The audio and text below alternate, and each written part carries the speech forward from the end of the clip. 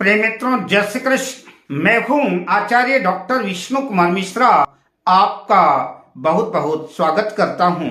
आज हम इस महत्वपूर्ण वीडियो पर विवाह बाधक योग, विवाह में देरी होना या विवाह नहीं हो पाना, वैवाहिक विलंब के संदर्भ में आपसे चर्चा करने वाले हैं। पर मैं विषय क्रम में आगे बढ़ूं उससे पहले आपसे आग्रह, अगर आपने अभी तक हमारे इस चैनल को सब्सक्राइब नहीं किया है तो प्लीज चैनल को सब्सक्राइब करें, साथ ही नोटिफिकेशन बेल को भी प्रेस कर लें। अगर आप अपनी या अपनों की जन्म कुंडली का प्रेडिक्शन कराना चाहते हैं, विश्लेषण कराना चाहते हैं या किसी किस्म का ज्योतिषी परामर्श हमसे प्राप्त करना चाहते हैं या कि उत्तम क्वालिटी के रियल राशि रत्न आदि प्राप्त करना चाहते हैं तो आप स्क्रीन पर फ्लैश हो रहे नंबरों पर हमसे संपर्क कर सकते हैं। जैसा कि मैं पहले ही बता चुका हूं कि इस वीडियो पर विवाह में देरी, विवाह में विलंब, विवाह बंधक प्रतिबंधक योगों की चर्चा करूंगा।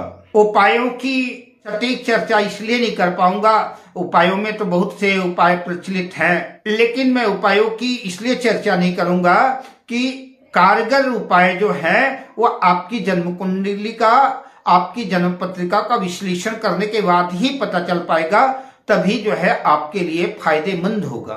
उपाय के लिए मैं आपसे आग्रह करूंगा कि आप किसी योग्य ज्योतिषी से परामर्श लें और वो आपकी कुंडली का अवलोकन करके, आपकी कुंडली का बृहद विश्लेषण करके सटीक निर्णय ले सके कि आपका विवाह कब तक संपन्न होगा, आपके विवाह में कौन सा ग्रह बाधक बन रहा है, किसकी वजह से कठिनाइयां आ रही हैं और उन संबंधित ग्रहों की शांति आदि, उन ग्रहों का उपाय करें जिसकी वजह से जो सटीक परिणाम मिल सके। जैसा कि आप जानते ही हैं कि जन्म कुंडली का यह पहला भाव, यह लग्न भाव है और लग्न भाव से जन्म कुंडली का सप्तम भाव, सातवां भाव, यह वैवाहिक जीवन का भाव है, लाइफ पार्टनर का भाव है, दाम्पत्य जीवन का भाव है। अगर पुरुष की कुंडली है तो लग्न से सप्तम भाव पर उसकी पत्नी का विचार किया जाएगा, उसकी स्त्री का विचार किया जाएगा, और किसी महिला की जन्म कुंडली है तो सप्तम भाव से उसके पति का विचार किया जाएगा। विवाह के संदर्भ में सर्वाधिक इसी भाव का महत्व है। सप्तम भाव के अतिरिक्त जन्म कुंडली के द्वितीय भाव को भी विवाह के परिप्रेक्ष्य में देखा जाता है, क्योंकि दूसरा भाव कुटुंब का भी भाव है। आइए कुछ सूत्रों की चर्चा करते हैं। पहले सूत्र की चर्चा करें। जन्म कुंडली के सप्तम भाव का स्वामी सप्तमेश अपनी नीच राशि में चला गया, नीच राशि में स्थित हो गया। या कि सप्तमेश, सप्तम भाव का स्वामी तो नीच नहीं है, लेकिन सप्तम भाव पर कोई नीच का ग्रह बैठ गया, या कि सप्तम भाव पर किसी नीच ग्रह की दृष्टि है तो विवाह होने में कठिनाइयां आती हैं या कि विवाह देर से होता है। लग्न में या सप्तम भाव में सूर्य के साथ या चंद्र के साथ राहु केतु स्थित हों, यानी सूर्य के साथ राहु केतु होंगे तो भी ग्रहण दोष लगेगा और चंद्रमा के साथ राहु केतु होंगे तब भी ग्रहण दोष लगेगा।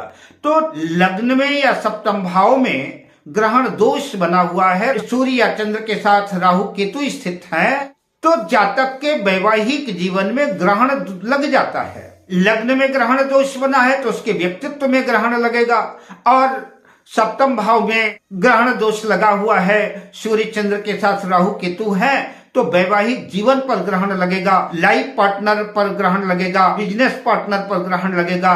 तो सप्तम भाव में अगर ये स्थितियां बनी है तो विवाह में विलंब होगा, विवाह में कठिनाई होगी, और किसी तरह अगर विवाह संपन्न भी हो जाए तब भी जीवन का खटपट समाप्त होने वाला नहीं है। ऐसे लोगों को वैवाहिक सुख नहीं मिलता। जन्म कुंडली के सप्तम भाव पर या कि लग्न में दो या दो से अधिक क्रूर ग्रह बैठे हों, सप्तम भाव पर दो क्रूर ग्रहों की दृष्टि हो, पाप ग्रह स्थित हो, क्षीण चंद्रमा स्थित हो, सूर्य मंगल स्थित हो, शनि राहु केतु ये क्रूर ग्रह स्थित हो, तो विवाह में विलंब होता है, विवाह में कठिनाइयां आती है, और किसी तरह इन प्रकार अगर विवाह हो भी गया तो विवाह में दाम्पत्य जीवन का सुख नहीं मिल पाता, कुछ न कुछ कठिनाइयां, कुछ न कुछ कला कलेश बना ही रहता है।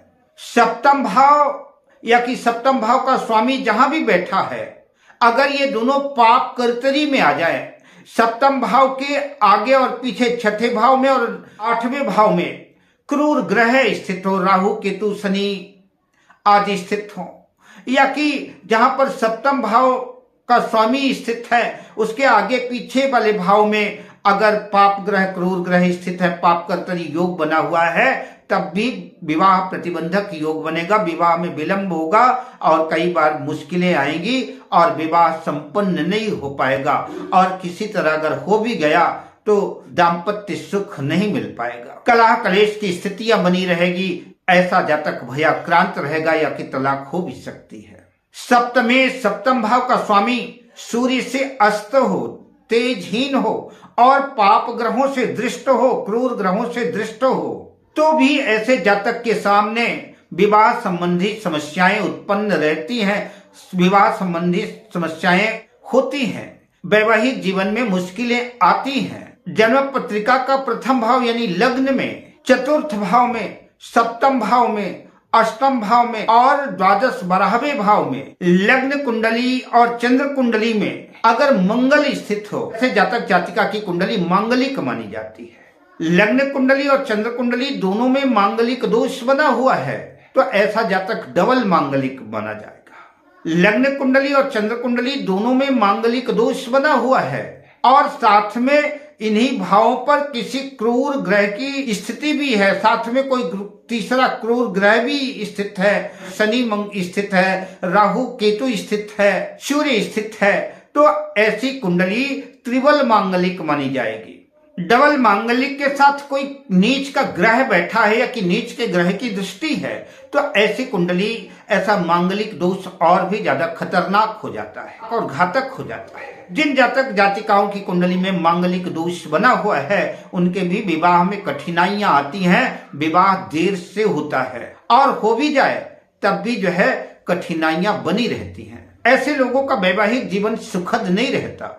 वैवाहिक जीवन के सुखद और बेहतर स्थिति होने के लिए जन्म पत्रिका में देवगुरु बृहस्पति का और शुक्र का बलवान होना, मजबूत होना आवश्यक है।